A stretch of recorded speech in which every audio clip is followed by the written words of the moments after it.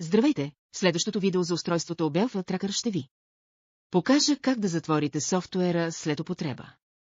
Като пример ще демонстрираме работата на устройството, за да видите как функционира.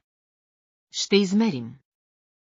Това видео е много важно за хората, които са заети. За първи път устройството и са влезли, създали профил и се запознават с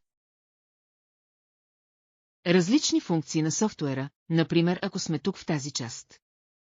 И искаме да излезем от софтуера, трябва да отидем горе, където пише индекс файл, след което сме на главния екран и после тук горе. Пише изход, а тук долу виждаме изход и излизаме. Кликаме тук. И излизаме. Ако по някаква причина не работи или има проблем, другият. Опцията е да натиснете трите клавиши Ctrl и Alt и Delete едновременно. Да кажем, че натискате трите клавиши заедно и след това се появява изскачащ прозорец, на който пише диспетчерна задача и там избирате тракър и го затваряте, но тук трябва да се затвори без проблем. Може да възникне проблем при затварянето, когато компютърът има много малко капацитет или твърде много информация. Кликнете за изход.